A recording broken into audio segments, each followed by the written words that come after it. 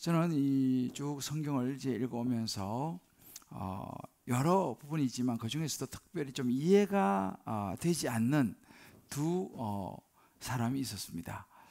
한 사람은 세례 요한이었고 한 사람은 스데반 집사였습니다. 이 두 사람의 공통점이 있는데 그 공통점은 예수를 잘 믿는 신실한 신앙인이었다는 것입니다. 또 하나는 두 사람 다 짧게 살다가 생을 마친, 그것도 박해를 받아서 죽임을 당했다는 사실입니다. 한 사람은 목베임을 당해서 죽었고 한 사람은 돌에 맞아서 죽었습니다. 성경을 이렇게 알아가면서 어린 마음에 이 부분이 참 이해가 되어지지 않았습니다. 아니, 하나님 믿으면, 예수 잘 믿고 신앙생활 열심히 하면 축복을 받는다고 했는데, 아무리 봐도 제 눈에는 이 두 사람은 축복을 받은 것 같지는 않았습니다. 오히려 그 반대였던 것이죠. 이런 사람 좀 오래 살아야 되는데, 여러분은 이 부분에서 어떠신지 모르겠습니다. 이해 가시는지 모르겠어요. 여러분들 아마 저기 합정동에 가면 양화진 있죠. 양화진에 아마 가보신 분들이 들어있어 계실 것입니다. 양화진에 가게 되면 외국인 선교사님들의 묘지가 있습니다. 그 묘지에 가보면요, 이제 한국에 복음을 전하러 왔다가 돌아가신 분들의 무덤입니다. 보면 한국에 오셔서 얼마 되지 않고 돌아가신 분도 계시고 심지어 아기들도 있습니다. 근데 보면 와서 박해를 받아서 돌아가신 분도 계시고, 또 어떤 분들은 오셔서 얼마 되지 않았는데 풍토병으로 또 세상을 떠난 분도 계십니다. 그 중에는 특별히 정말 아주 젊은 그런 아가씨도 있었고, 또 심지어는 너무 어린 아기들도 있습니다. 그것을 볼 때 그런 생각이 드는 것이죠. 다른 것도 아니고 이 조선이라고 하는 이 거친 땅에 예수님의 복음을 전하러 왔는데, 그러면 좀 더 오래 살면서 복음을 전해야 하지 않습니까? 어떻게 병이 걸립니까? 어떻게 또 박해를 받아서 죽임을 당합니까? 특별히 어린 아기들은 무슨 죄가 있습니까? 이런 부분들이 저는 좀 한때는 이해가 되지 않는 그런 부분이었습니다. 신앙생활 하면서도 그렇습니다. 우리 주변에도 보면 예수를 잘 믿는데 일이 좀 잘 안 풀리는 그런 사람들이 있습니다. 심지어 예수를 잘 믿는데 이 때로는 사업이 망한 사람도 있어요. 병에 걸린 사람도 있습니다. 때로는 그냥 신앙생활 대충 하다가 이제 신앙생활 좀 본격적으로 시작해 봐야겠다라고 열심을 내는데 오히려 일이 더 꼬이는 사람들도 있어요. 아마 여러분들 주변에 그런 분들 보신지 모르겠습니다. 저는 보았습니다. 이해가 잘 되지 않는 부분이죠. 그런데 조금씩 성경을 알아가고 성경을 이해해가면서 이 문제가 조금씩 제게는 풀리기 시작했습니다. 여러분 그 영화를 가끔 아마 보시리라 생각하는데요, 영화를 보시면 영화에는 주인공만 나오지는 않습니다. 제가 없는 동안 한국에 뭐 한산, 또 뭐 헤어질 결심, 뭐 이런 좋은 영화가 나왔다고 그래요. 아직 보지 못했는데, 아마 그런 영화를 보면 주인공 혼자서 영화를 이끌어가는 것은 아니죠. 거기는 조연들이 등장을 합니다. 어찌 보면 그 조연들이 있기 때문에 주인공이 빛을 보는 것이죠. 그래서 영화가 뭐 대박이 난다 이렇게 되면 그 주인공도 뜨지만 함께 했던 조연들도 함께 굉장히 올라갑니다. 얼마 전에 그 오징어 게임이라고 넷플릭스 있죠. 아주 유명한 그런 영화, 전 세계적으로 알려진 영화인데, 거기 보면 이 탈북 소년 세트민 소매치기 하고 막 이러다 잡힌 뭐 그런 이제 소녀가 나와요. 새벽이라고 하는 이름으로 나오죠. 정호연이라고 하는 그야말로 조연입니다. 근데 이번에 이 오징어 게임을 통해서 완전히 그냥 이 조연인데 떴어요. 그래서 지금 헐리우드에서 지금 대박이 났다고 그래요. 여러분, 이렇게 보면 우리 삶의 모든 부분에 주인공만 있는 건 아니라는 걸 알게 되죠. 성경에도 마찬가지예요. 성경을 쭉 보다 보면요, 성경에 수많은 조연이 등장을 합니다. 저는 이번 이제 한 달 여름 동안 계속 출애굽기 말씀을 묵상했어요. 아마 여러분도 같이 하셨을 것입니다. 출애굽기를 묵상하면서 참 많은 은혜를 받았는데요. 여러분, 출애굽기의 주인공이 누굽니까? 출애굽기 전체를 이끌어낸 모세가 주인공이죠. 그런데 사실은 모세 혼자 등장한 건 아니에요. 그 모세가 등장하기까지 모세를 낳은, 그리고 그 아기를 키우다가 강물에 떠나보내는 그 엄마 요게벳을 비롯해서 그의 누나, 또 그를 괴롭히는 바로 왕이 또 등장을 하죠. 그뿐입니까? 이 모세는 말을 좀 잘 못하고 어눌하기 때문에 바로 왕을 만나러 갈 때는 그의 형, 말을 아주 잘하는 언변이 좋은 형 아론을 붙입니다. 보면 다 이런 모든 조연들이 등장을 하는 것이죠. 그러면서 이제 모세가 주인공으로 하나님의 역사를 이끌어가죠. 근데 가만히 보세요. 그런 생각이 들더라고요. 아론은 모세의 형이었습니다. 말도 잘했죠. 아주 여러 가지 일도 뭐 잘 나름대로 처리합니다. 그런데 성경에 보면요, 이 형인데 또, 야 모세야, 나도 주인공 한번 하자, 그런 얘기를 안 하더라고요.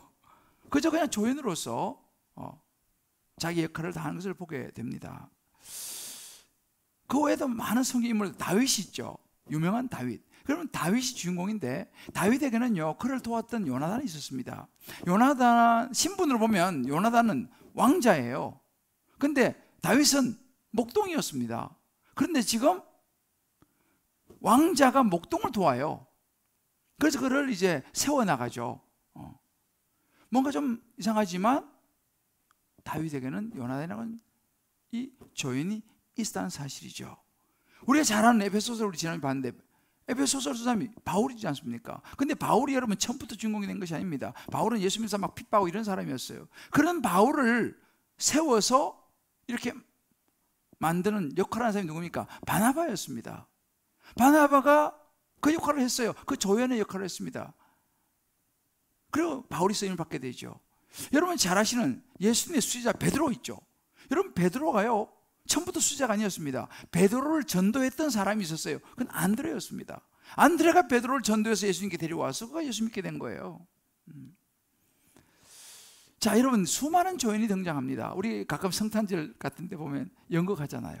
어떻습니까? 다 주인공 하고 싶지만 어떤 사람은 나무 일 이렇게 서 있기도 하고 어쩌면 낙타 지나가기도 하고, 그러니까 거기에서 함께 어우러져서 예수님이 이제 주인공이 되고 또 요셉이 나오고 그렇게 되는 것이죠. 그런데 여러분 생각해 보세요. 그 많은 조연들이 나는 불행하다, 난 조연이기 때문에 너무 슬퍼, 그랬을까요? 오늘 우리가 보려고 하는 것은 이 세례 요한입니다. 역시 세례 요한도 우리를 구원하시기 위해서 이 땅에 오신 예수님, 그 구원자이신 예수님을 예비하고 준비하러 온 조연이었습니다. 세례 요한이 불행했을까요? 저는 그렇게 보지 않습니다. 어찌 보면 세례 요한은 참 멋진 일을 하고 갔죠. 아무도 세례 요한을 보면서 참 아주 안 좋은 불쌍한 사람으로 기억하는 사람들은 별로 없을 것입니다.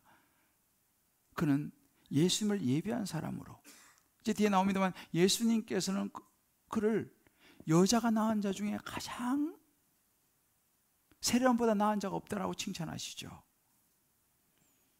그는 행복한 조연이었습니다. 그래서 저는 오늘 이 말씀 묵상하면서 저와 여러분, 우리 이제 예수 믿는 사람, 예수인으로 살아가면서 예수님을 위해서 우리가 조연으로 살아갈 수 있다는 것이 얼마나 귀한 일인지, 이 조연의 삶에 대한 부분들을 성령께서 오늘 이제 이 마태를 통해서 나눔으로 우리 각자에게 하나님의 음성을 들려주시기를 주님의 이름으로, 그래서 정말 멋진 우리의 삶이 행복한 조연으로 살아갈 수 있게 되기를 주님의 이름으로 축복합니다. 자, 그렇다면 행복한 조연으로 살아가기 위해서는 어떻게 해야 되겠습니까? 오늘 마태가 들려주는 첫 번째는 조연의 소중함을 알아야 한다는 사실이죠. 성경에 보면 이사야 선지자는 세례 요한을 마태복음 3장 3절에 보게 되면 광야에 외치는 자의 소리라고 이야기합니다. 이사야 선지자의 말을 인용해줘. 그러면서 이 광야에 외치는 자의 소리, 너희는 주의 길을 준비하라, 그가 오실 길, 예수님이 오실 길을 곧게 하라고 외치던 소리였다라고 이야기를 합니다. 여러분, 광야에서 외치는 자의 소리 누가 들어주긴 합니까? 혼자 그냥 그러다 말하는, 어찌 보면 그런 분위기죠. 들판에서 메뚜기, 또 야생꿀 석청 먹으면서 낙타 트롯을 입고 그렇게 그는 살았습니다.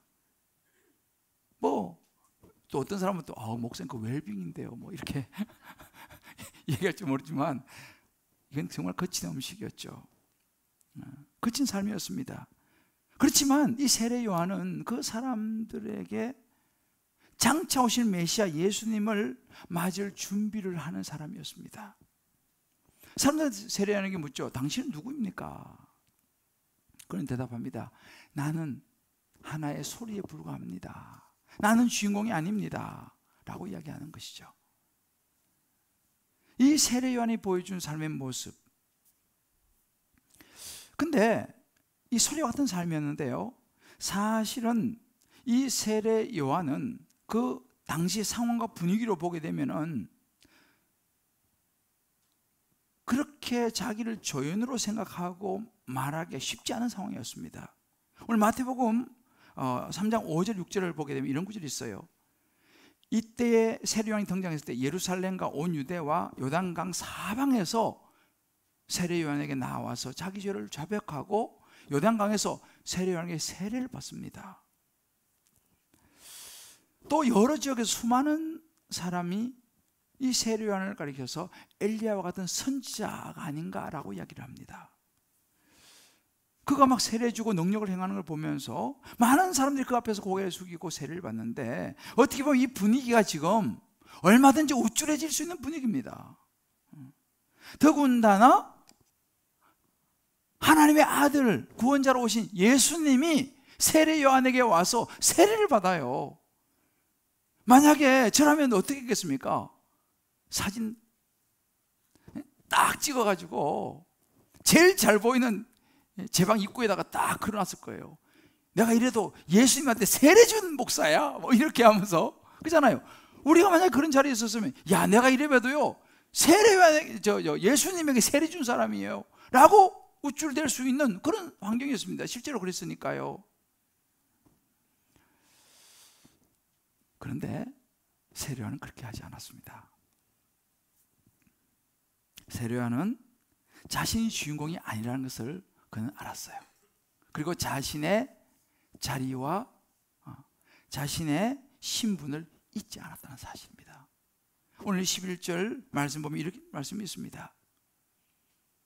나는 물로 세례를 주지만 예수님은 여러분에게 불과 성령으로 세례를 주실 분입니다 라고 예수님을 높입니다. 그러면서 이렇게 말합니다. 내 뒤에 오시는 이는 나보다 능력이 많으시니 나는 그분의 신발 있잖아요, 신발 들고 따라가기도 나는 감당을 못할 사람입니다 라고 자신을 이야기합니다. 그리고 요한복음 3장 30절을 보게 이렇게 말하죠. 그분은 흥하여야 되고 나는 쇠하여야 될 사람입니다. 얼마든지 우쭐댈 수 있는 자리에 있는 세례 요한이지만은 처음부터 자기 자리를 알았어요.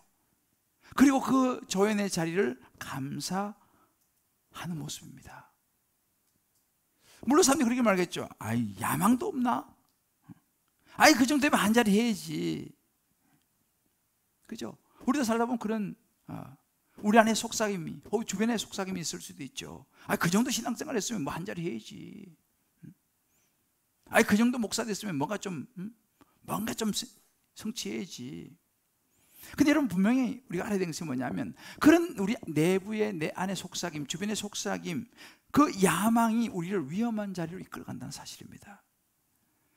그러면 내 역할은 여기까지, 나는 조연으로서 나는 감사합니다라고 하는 이 은혜, 그것을 아는 것이 은혜라는 것을 우리가 볼 수 있습니다. 그저 우리의 삶은 뭐냐? 예수 그리스도를 위해서, 나를 위해서 십자가에 죽으시고 부활하신 구원자 되신 예수님을 위해서 최선을 다하다가 가는 거. 근데 우리는 본성적으로 어떻습니까? 뭐라도 남기려고 그러는 거예요. 뭐라도 남기려고 그래요. 저 프랑스 파리에 가면 라데빵스라고 신도시 있죠.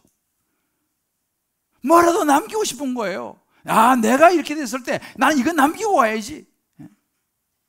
우리는 그런 본성이 있는 것 같아요. 아마 여러분들 유명한 관광지인데 가보면 꼭 있는 게 뭡니까? 순자 왔다 간다.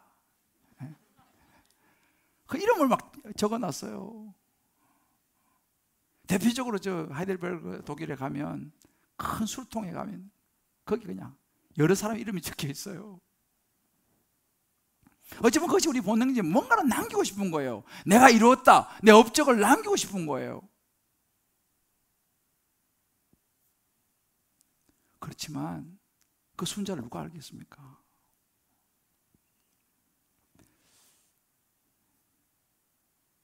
이 세례 요한은 자신이 주연이 아니라 조연이라는 것을, 주인공이 아니라는 것을 그는 알았고, 오히려 그 주인공 대신 예수님을 위해서 그는 정말 예비하는 삶, 준비하는 삶, 예수님을 소개하는 삶으로 만족하고 행복해한 사람이었습니다. 그 결과가 어떻게 됐습니까? 소리는 여러분 아시죠? 소리 역할이 뭡니까? 소리는 메시지를 전달하고 사라져버려요. 소리는 보이지도 않습니다. 그렇게 세례 요한은 소리처럼 살다가 갔어요. 아무도 없습니까? 아니죠. 마태복음 11장 11절에 그렇게 고백합니다.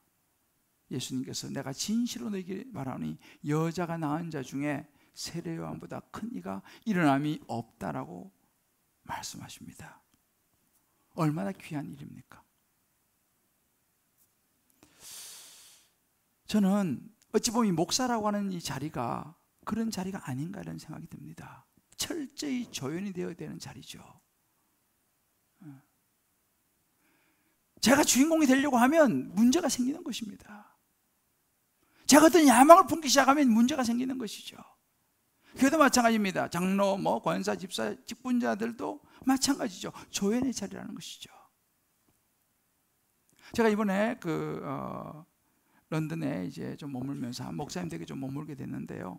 그 목사님이 자기 교회에 계셨던, 지금은 이제 한국으로 돌아가셨던데,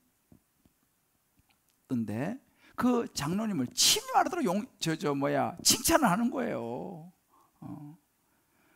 그 장로님은 어떠셨고, 정말 교회에 얼마나 헌신하셨고, 얼마나 더 목사님 잘 섬기시고, 막 그런 이야기를 하는 거예요. 여러분, 누가 그 장로님을 기억하겠습니까? 저도 그 장로님 모르고, 또 그 장로님 이제 영국에 계시다 한국 가셨으니까 누가 그걸 알겠습니까? 그러면 그 장로님이 한국에 오셔서 내가 영국에서 그 오랜 세월 동안 얼마나 잘 섬기고 얼마나 수고했는데 이제 알아주는 사람 없어서 너무 억울하다, 이렇게 생각하실까요?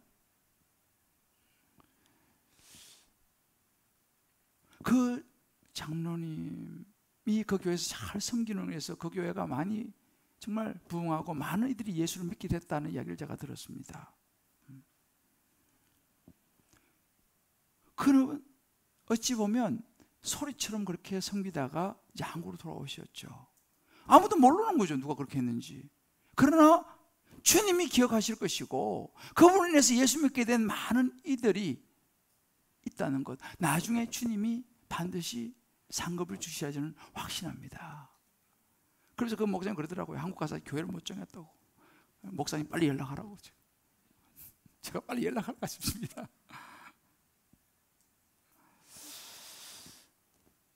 조연의 삶이라는 것이죠. 근데 오늘 본문에는요, 그런 세례 요한만 등장하는 것은 아닙니다. 두 부류의 다른 사람이 등장을 해요. 한 부류는 바리새인들, 또 한 부류는 사두개인들입니다. 이 바리새인들은요, 우리로 말하면 율법 학자들이에요. 성경 박사들이에요. 성경을 가르치는 사람입니다. 겉으로 보기에는 아주 신앙이 철저한 사람들입니다. 이 사두개인들은요, 우리만 제사장 가문이에요. 사두개인은 이 유대에서는 가장 높은 지도자의 위치에 있는 사람이 사두개인들입니다. 종교 지도자들, 탑 종교 지도자입니다. 그런데 세례 요한이 이 바리새인과 이 사두개인들을 향하여 아주 독서를 내뱉습니다. 실제로 보게 되면요, 독사의 자식들아 이렇게 말합니다. 독사의 자식들아. 여러분, 독사라고 하는 이 말을, 이 뱀은요 아주 강교하고 좀 위험한 그런 동물을 지칭하기도 하지만, 뱀이 가지고 있는 특징 중에 하나는 은밀한 거예요. 몰래. 그러니까 지금 이 세례 요한이 바리새인들과 사두개인들 향해서 독사의 자식들아라고 외치는 것은 뭐냐면, 그 사람들은 겉으로는 성경 박사고 종교인으로 사람들에게는 그렇게 보여지고 잘 포장을 했지만은, 심지어 죄를 지으면 안 된다고 막 말을 했지만은 실제로 그들의 삶은 그렇지 않았다는 사실이에요. 오히려 그들 안에는요, 야, 내가 그래도 성경 박사인데, 내가 이래도 종교 지도자, 제사장인데 라고 하는 자기의 의, 그러다 보니까 자기하고 생각이 안 맞으면 모두 틀린 것으로 치부해버리는 그런 의식을 가진, 쉽게 말하면 자기들이 주인공이었다는 사실이에요. 그래서 예수님이 나타나가지고 조명을 받으니까 그 예수가 싫은 거예요. 왜? 자기들이 주인공인데 왜 예수가 주인공이 되냐는 거죠. 그때 어떻게 합니까? 예수를 없앨 모의를 시작하죠. 성경 지식은 많았습니다. 거룩한 종교인이었습니다.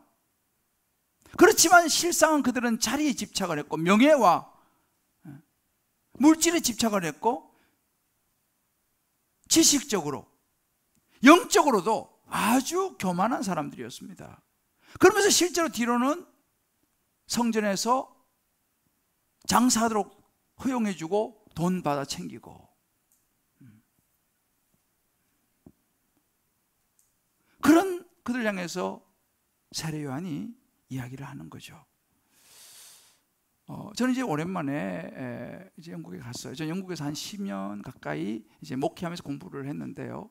이번에 참 반가운 한 자매를 만났습니다. 그때는 중고등학생이었는데 지금 벌써 다 이렇게 성장하고 이제 해서 지금 런던 대학에서 이제 교수로 지금 학생들을 지도하고 있는데, 이 자매는 이제 오랜만에 만나서 이제 이렇게 대화하는데, 참 제가 너무너무 감동이 되는 그런 은혜가 되는 이야기를 들었습니다. 지금 이제 그럼 신앙생활 어디냐 사냐 물어보니까 이제 영국 교회에서 신앙생활을 하는데, 이 이제 자매가 아주 전문적인 그런 달란트를 가지고 있어요. 그래서 그 영국 교회에서 이제 섬기고 이제 헌신하고 이제 있는데, 어느 날 교회에서 자기에게 사례를 하더라는 것이죠. 근데 그 자매가 그런 이야기를 하는 거예요. 나는 물론 제가 넉넉하고 그런 자원은 아니지만, 저는 하나님을 향해서 제게 주신 이 은사 달란트를 가지고 순수하게 드리고 헌신하고 섬기고 싶은 그런 마음인데, 이것이 마치 계산되어지는 것 같아서 자기는 마음이 좋지 않더라는 거예요. 자기의 주님께 드리고 싶은 이 순수한 주님께 주신 것, 이것이 왠지 계산되어지는 것 같더라.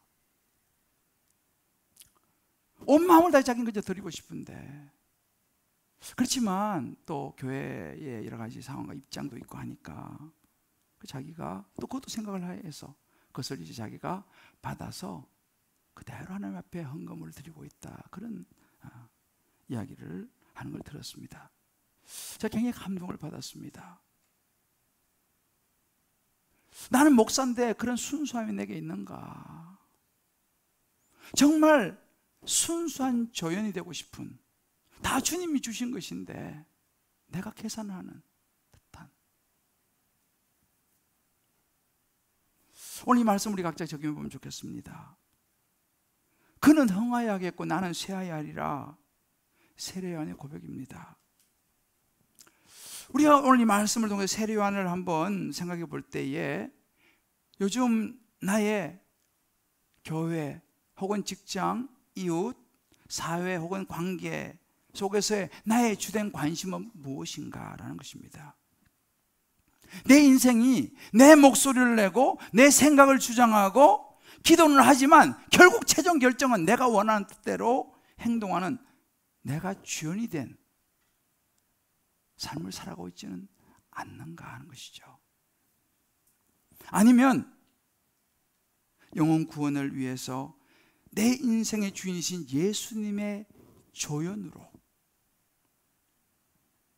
섬기며 살아가고 있는가. 자, 오늘 이제 이번 주부터 다시 말씀 노트를 여러분에게 나누어 드렸습니다. 다락방에서 꼭 한번 나눠보시면 좋겠어요. 정말 나를 위해서 십자가 죽으시고 부활하신 나의 구원자 되신 그 예수님을 위해서 나는 내 가정에서, 내 이웃과 또 교회에서, 내 삶의 영역에서 내가 서야 될 자리와 모습은 어떤 모습인지 한번 여러분 나눠보시면서 우리의 모습들을 다시 한번 돌아볼 수 있으면 좋겠습니다. 행복한 조인으로서의 삶 말이죠. 두 번째, 행복한 조인으로 살아가기 위해서 마태는 천국을 마음에 품고 살아야 한다라고 우리에게 이야기해 주고 있습니다. 제가 이번에 이제 그 런던 건교에 있는 그 차트윌이라고 하는 곳을 방문했습니다. 저는 이제 런던에 있을 때는 잘 몰랐어요, 사실은. 그런데 이번에 이제 그 목사님이 저를 거기로 이제 안내해 주어서 가보았는데요. 그곳은 윈스턴 처칠 수장이죠. 유명한 수장이 살았던 집이었습니다. 그리고 말년에 은퇴하고 나서도 그 집에서 계속 살았고 돌아가실 때까지 그곳에 살았던 그 이제 집과 또 이제 정원과 그것이 잘 보존이 되어 있어요. 그 제가 이번에 알았던 게 윈스턴 처칠이 그림 그리기를 굉장히 좋아했다는 걸 제가 알게 됐어요. 그림을 굉장히 좋아했습니다. 근데 제가 이제 그 집을 쭉 돌아보면서 그 집에 이제 유품 같은 것도 다 이렇게 이제 보관되어 있는데 한 글귀가 그 글귀 중에서도 한 단어가 제 마음을 딱 이렇게 터치했어요. 뭐냐 하면 heaven이라는 단어였습니다. When I get to heaven 이렇게 말합니다. 내가 천국에 갔을 때 나는 나의 first million years, 내 처음 수백만 년을 그림을 그리는데 자기는 사용하고 싶다, 뭐 그런 이야기를 이제 거기 써놨어요. 근데 뭐 다른 이야기보다도 이분이 heaven이라는 단어를, 천국을 생각을 했구나. 내가 천국에 가면 그래서 이제 한 잡지 매거진에서 이 인터뷰한 내용인데요. 저는 사실은 윈스턴 처칠이 뭐 예수를 얼마나 잘 믿고 천국 갔는지 그건 잘 모르겠어요. 사실은 뭐 그런 다른 데서 그런 전혀 찾아볼 수 없으니까. 그렇지만 아무튼 그 천국을 생각했다고 하는 그 heaven이라고 하는 단어가 제가 이 말씀 묵상하고 있었기 때문에 천국을 이분이 생각했구나. 천국가 자기 하고 싶은 걸 생각했구나. 이 생각을 해보았습니다. 여러분, 영국의 그 싱크탱크 신경제학 재단에서 이제 발표한 세계의 행복 지수를 제가 보았습니다. 세계의 나라의 행복 지수 1위가 바누아투라고 하는 호주의 옆에 있는 조그마한 섬이에요. 인구도 많지 않아요. 작은 섬인데 어떻게 여기가 행복 지수 1위냐? 그래서 제가 쭉 찾아보니까 그 작은 그 바누아투라고 하는 나라의 인구 중에서 82.5%가요 기독교였어요. 예수 믿는 사람들이었다는 것이죠. 근데 그 나라가 너무 작기 때문에 보니까, 역사적으로 보니까 얼마 전까지만 해도 프랑스, 영국, 뭐 호주 이런 나라에서 굉장히 많이 시달렸어요. 그러니까 행복하다고 말하기 좀 어려운 나라죠, 그죠? 그런데 세계에서 행복지수 1위. 그래야 생각해보면 그런 거죠. 많은 시달림을 받았지만 그들이 82.5%가 예수 믿는 그런 사람들이기 때문에 그들이 행복에 살았지 않았을까. 그러면서 그 리서치 밑에 이렇게 써놨더라고요. 행복지수는 마음에서 비롯된다, 이렇게 했어요. 여러분, 우리 행복이라는 것이 뭐 돈이 많고 뭐 자식이 잘 되고 막 사업이 대박이 나고 이런 것에서 행복도 올지 모르겠지만, 진짜 행복은요, 아무리 큰 집에 살아도 아무리 세상에 성공해도 그 마음이 행복하지 않을 수 있다는 거예요. 진짜 행복 어디서냐? 마음에서 오는데 그 마음을 누가 다스리냐는 거죠. 바로 예수 믿는 예수님이 다스릴 때 가능하다는 거예요. 그리고 최근에 있잖아요. 최근에 다시 이 행복 지수를 다시 리서치했어요. 핀란드가 1위예요. 핀란드가요. 지금.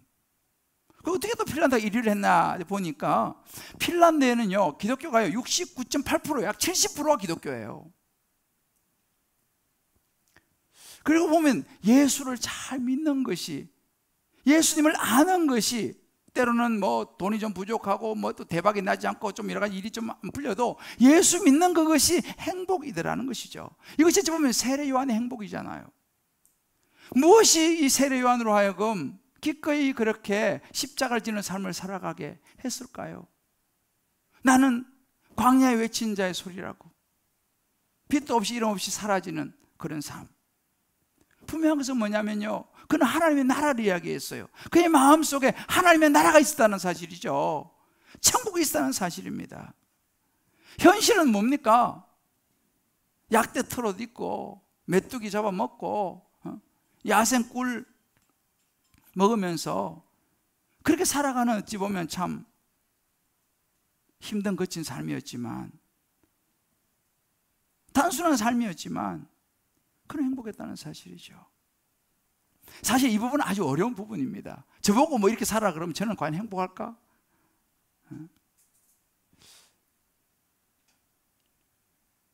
근데 여러분, 한 가지는 분명한 것이 있습니다.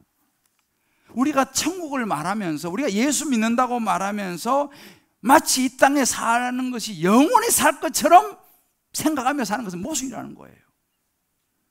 날마다 그냥 천국은 생각하고 뭐 예수 믿는다고 말하면서도 날마다 이 땅에 좀 더 움켜쥐지 못해가지고 그냥 우울해하고, 좀 더 많이 가지지 못해서 힘들어하고 슬퍼하고, 좀 더 모으지 못해가지고 힘들어하는 삶이라면, 그걸 우울해지고 슬퍼지고 날마다 낙심한다면 진짜 그 사람 예수 믿는 건 맞는 거냐는 거죠.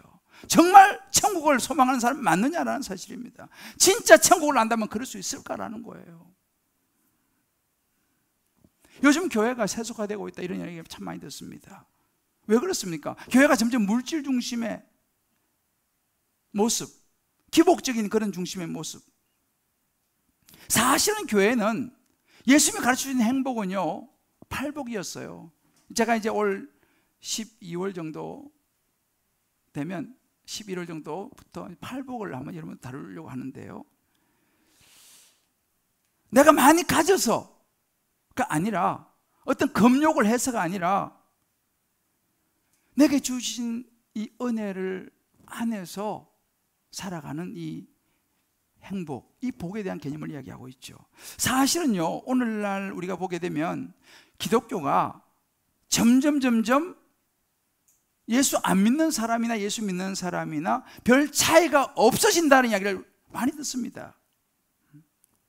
자, 우리가 이런 이야기를 들을 때 한번 생각해 볼 필요가 있어요. 왜 세상 사람들이 예수 믿는 사람이나 우리 안 믿는 우리나 다를 게 뭐가 있냐라고 말하느냐라는 사실이에요. 이 부분 우리가 정말 어찌 보면 좀 가슴 아프게 생각해 봐야 될 부분입니다. 제가 이번에 이제 그 런던에서 All Souls Church를 제가 갔습니다. All Souls Church는 런던 중심에 있어요. 이렇게 뾰족한 탑이 돼. 지금 공사 중인데 보니까 이 존 스토터 목사님이 제 영적인 멘토고, 또 제가 공부할 때 저를 지도해 주셨던 분인데, 그 존 스토터 목사 지금 물론 이제 천국 가셨어요. 생각하면서 그 교회를 제가 다시 한번 이제 찾아갔습니다. 런던 중심에 있어요. 옥스퍼드 서커스라고. 전철 내리면 되게 딱 이렇게 보여요. 그런데 제가 공사를 함에도 불구하고 이제 갔는데, 정말 제게 도전이 된 한 문구가 적혀 있었어요. 비가 오는 날이어서, 근데 웰컴 하면서 All souls is all for Jesus 딱 적혀 있었어요. 딱 보는 순간, 무슨 말입니까? 우리 All Souls 교회는 모든 것이 예수를 위한 것입니다. All souls is all for Jesus. 그래, 바로 이거지. 딱 감이 왔어요. 돌아가면 당장 써붙여야겠다. Joy Community Church is all for Jesus. 내가 써붙일 거예요, 어딘가에. 주님 기쁨의 교회 뭐냐는 거예요. Joy Community Church, 우리 영어 이름이 Joy Community Church 않습니까? Joy Community Church is all for Jesus. 할렐루야. 여러분, 이것이 교회의 존재 목적이에요. 우리를 위해서 십자가에 죽으시고 부활하신 예수 그리스도, 그분을 위한 우리의 모든 것이 되어야 될 줄을 믿습니다.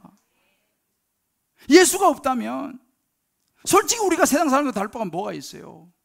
우리가 예수가 없다면 절에 가서 앉아있는 거나 여기 교회 와서 앉아있는 거나 별 다를 바가 없어요. 사실은요. 다 좋은 이야기예요. 그러니까 이 예수가 확실치 않으니까 우리 그런 이야기 듣는 거예요. 예수 믿는 사람이 다른 게 뭐가 있냐? 저 사람 같으면 나 차라리 예수 안 믿겠어. 우리가 아프게 들어야 될 이야기입니다. 그래서 저도 제 마음속에 다 이번에 딱 생겼어요. My life is all for Jesus. My life is all for Jesus. 여러분의 삶도 마찬가지로 예수를 위한 삶이 되시기를 주의 이름으로 축복합니다. 세상과 다른 모습. 여러분, 우리 교회가 우리의 그리스도의 삶이 이 목적이 되게 중요해요. 그리고 그 목적을 향해 우리 모든 삶이 중요한데요, 여기서 모든 우리 삶이 달라지는 거예요. 내가 살아가는 삶의 출발과 내 목적이 이 땅이냐 아니면 저 하나님 나라냐. 내가 이 땅에 살면서 내가 주인공이 되려고 하느냐 아니면 내가 예수를 위해서 조연으로 살아가려고 하느냐라는 것입니다. 여러분, 이게 굉장히 중요한 부분이에요.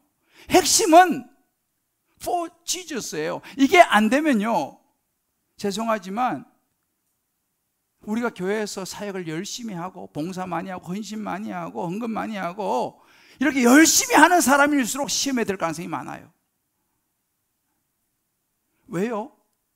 내가 봉사를 얼마나 했는데, 내가 얼마나 헌신을 했는데, 나를 이 정도밖에 대우 안 해? 그런 것이 목적이 분명하지 않으면 은연중에 내가 주인공이 되고 싶은 거예요. 그런데 주인공이 못 되고 어떻게 하면? 그럼 시험 드는 거죠.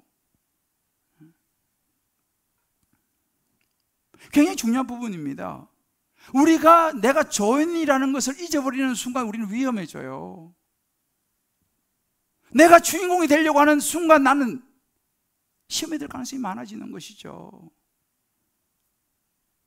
진짜 우리가 서야 될 자리는요, 조연의 자리라는 사실입니다. 여러분, 우리가 지금 이번 주에도 보니까 양육 훈련 지금 광고 나갔어요.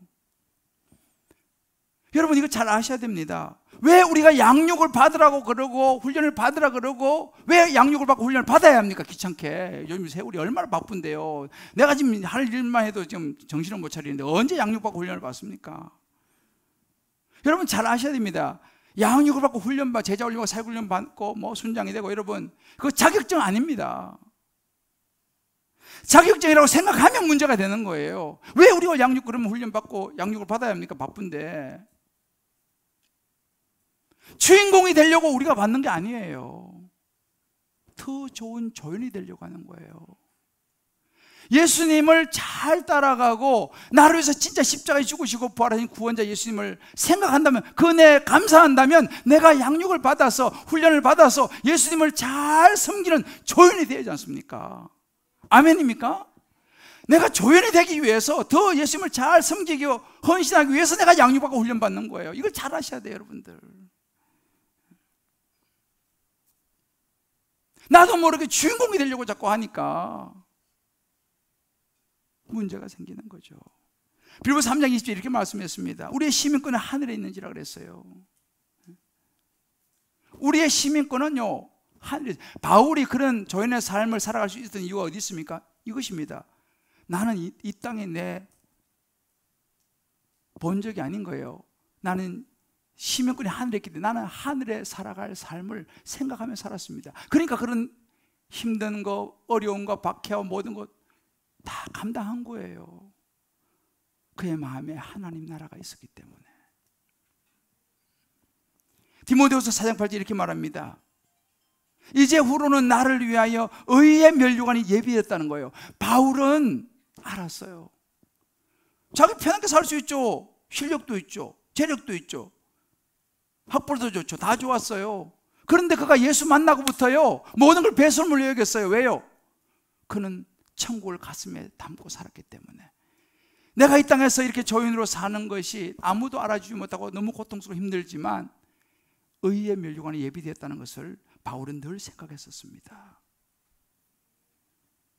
우리 각자 이 부분을 가지고 적용해 볼 필요가 있어요.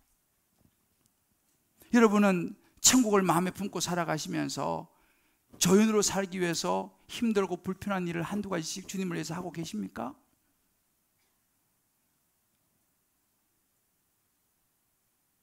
한번 여러분 각자 생각해 보세요. 양육과 훈련, 귀찮고 힘들고 바쁘고, 근데 불구하고 내가 이번에 결단하고 받아야겠다. 왜? 조연으로서 나를 구원해 주신 예수님을 위해서 내가 뭔가를 하려면 훈련을 받아야지 뭔가를 하죠. 나의 믿음을 지키려면 양육과 훈련이 있어야지 나를 지킬 수 있습니다. 세상이 얼마나 험한지 몰라요. 그래서 여러분 그 성가시고 어려운 양육과 훈련을 여러분 선택하실 수 있겠습니까? 난 여러분 결단하시길 기도해요. 각자 여러분도 한번 고민해 보세요. 어떻게 내가 조연의 길을 갈 것인지, 어떻게 내가 조연의 역할을 감당할 것인지. 사랑하는 성도 여러분, 저는 세례요한을 묵상하면서 떠오른 한 사람을 소개하고 말씀을 마무리하려고 해요. 여러분이 너무너무 잘 아시는 분이에요. 어차피 세례요한처럼 살다간 한 형제입니다. 짐 엘리엇입니다. 1950년대 미국 휘튼 대학에서 우등생으로 졸업을 했어요. 그는 유명한 말을 남겼죠. 그의 일기장에다가 영원한 것을 얻기 위해서 영원하지 않는 것을 버리는 사람 바보가 아닙니다 라고 적었어요. 그는 학교를 졸업하면서 하나님께서 가장 기뻐하신 일이 뭘까 생각하다가 영혼 구원이라는 결론을 내렸어요. 그리고 그는 결심을 합니다. 내가 영혼 구원을 해야겠다. 그래서 나머지 내 친구들과 5명이 이제 6년간 기도로 준비를 해가지고 아주 잔인하기로 소문난 아우카족 선교하러 갔다가 무참히 살해됐습니다. 복음도 못 전하고. 그 소식이 알려지자 미국에 있는 주된 매거진이죠, 라이프 잡지와 타임즈에서 이렇게 보도했습니다. What a waste. 이게 얼마나 큰 낭비냐. 그들이 아무것도 하지 못한 채 헛된 피를 흘렸다. What a waste.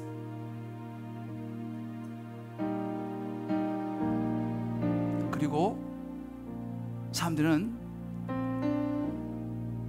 이 무슨 일이냐고. 근데 한 기자가 짐 엘리엇의 아내를 찾아갔습니다. 그리고 묻습니다. 이렇게 이야기합니다. 그 아내가 이렇게 얘기했어요. 낭비라니요. 짐 엘리엇은 어렸을 때부터, 내 남편은 어렸을 때부터 이 순간을 위해서 준비했던 사람입니다.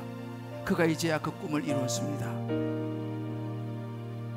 실제로 사람들은 이게 무슨 낭비냐고 말했지만 그것을 계기로 해서 그 아우카 부족은요 모두 예수를 믿는 부족으로 바뀌었고 예수를 영접했고 구원을 받았습니다.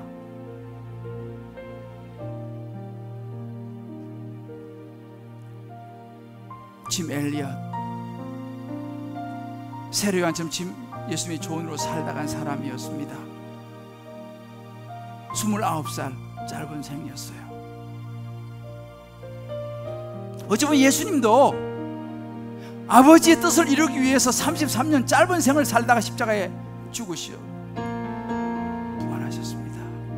어쩌면 예수님도 조연이었죠. 저는 이 말씀 준비할 그런 생각을 했어요. 어젯밤에도 제가 우리 자막 간사하고 대화를 나누다가 형제가 없다면 나는 이 설교를 온전히 할 수가 없어. 나를 지금 자막으로 도와주고 있잖아. 너무 중요한 사람이야. 여러분, 제가 이렇게 설교할 수 있는 거 혼자 택도 없습니다. 누군가는 이 설교를, 이 예배를 준비한 사람이 있어요. 누군가는 이름도 없는 자리에서 조연 역할을 하는 많은 성도들이 있기 때문에 이 말씀을 전할 수 있는 거예요. 우리 교회에 그런 순장님들이 계시고 그런 간사님들이 계셔요. 여러분, 행복한 조연이라는 걸 잊지 마세요. 아멘. 누가 알아주지 않아도 여러분의 모든 삶의 시간 순간순간들이 소중하다는 사실을 기억하면서 우리도 주님 앞에 그렇게 살아갑시다. 아멘. 주님 다시 오실 때까지 우리 찬양 부르고 같이 한번